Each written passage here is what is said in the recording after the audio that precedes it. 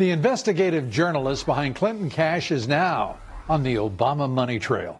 Peter Schweizer has uncovered evidence that President Obama used his executive powers to regulate industries. We knew that part, but also then to lower the value of certain companies as a result. Then a firm owned by two close family friends swooping in and buying stakes at a discount.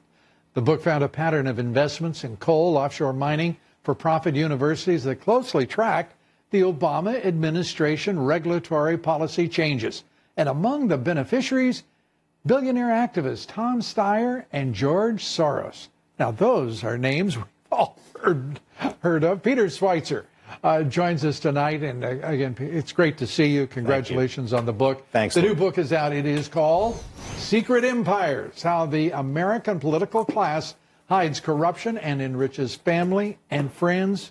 And it is, my friend, good to see you. It's great to see you, Lou. And it's an exciting book. It's exciting to see the revelations that fall out of the book page by page. The secret empires, smash and grab, the people who are benefiting from it under the Obama passivity, some 8 years in duration. Yeah. Amazing stories. Yeah, it is. I mean, it's the new wave of corruption in Washington, D.C. I mean, we all remember Congressman Jefferson, who had the $90,000 cash stashed in his freezer. That's old school. That's old school. You know, that's chump change. We're talking about, in some cases, billion-dollar deals involving close friends of politicians like Barack Obama or family members like Joe Biden's son, who are getting these major deals. Smash and grab, a perfect example. Barack Obama's best friend, a guy named Marty Nesbitt, a lot of people haven't heard of him, right, sets up a private equity fund while his friend is the regulator-in-chief. And what he does is he invests in what he calls, quote, highly regulated industries. Well, one of the ways... Which is counterintuitive. Exactly. It's who invests in highly regulated... Unless your best friend happens to be the regulator-in-chief. Exactly. And so to give you one brief example, University of Phoenix, the for-profit school, Barack Obama's administration says, we think this school is bad. We're going to suspend the Pentagon from using GI Bill money for soldiers to go to school there. Well, of course, the stock price goes from $100 a share to about $3 a share. Guess who steps in to buy it? Barack Obama's best friend, Marty Nesbitt, and his company, Vistria Investors. They come in, they buy it for pennies on the dollar, and then lo and behold, the Obama administration says, you know what, we think we're going to let GI money flow again back to the University of Phoenix. And that pattern is repeated over and over again in other sectors of the economy. It was rampant. And that's one form, smash and grab. Right. And to see that pattern emerge here, you know, while I think many people were averting their eyes in the national left-wing media, imagine that.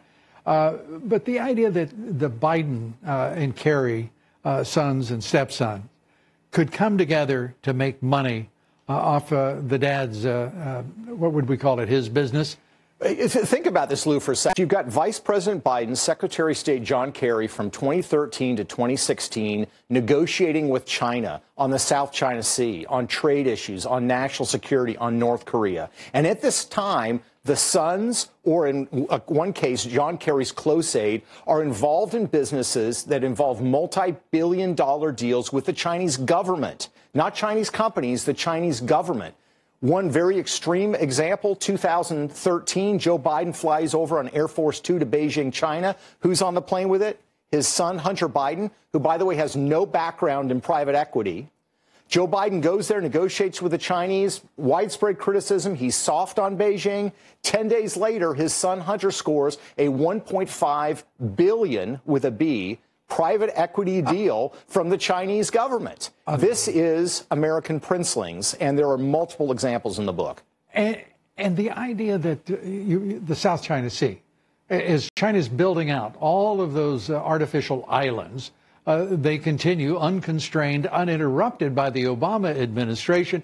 It's not until President Trump takes office that suddenly our destroyers, and we're doing overflights to try to stop the further construction of those islands. It's appalling. Yeah, selling out the national. I mean, that is what they're doing. It's shocking. And specifically to that point, Lou, there's a major real estate transaction involving a company called Rosemont Realty that involves Chris Hines, that is John Kerry's stepson, right, Hunter Biden, and a close Kerry aide named Devin Archer. Rosemont Realty does a major deal with a Chinese government company that is controlled by what is called the fifth arm of the Chinese Navy. So you have a military-related company buying into a company that is owned by these decision makers in Washington, D.C. I mean, it's just outrageous. And, of course, we're watching the Chinese try to buy up what they can of Silicon Valley, where Silicon Valley extends. The level of corruption is horrific. It's outlined in the new book, Sweet Secret Empires. Peter Schweizer, we highly recommend the book, Secret Empires. And thank you for doing everything you do. I appreciate it. Thank you, Lou. I don't know where we'd be without your investigations and your terrific writing. So thank you, sir. Well, thanks for your support over the years, Lou. Appreciate it very much. Thank you.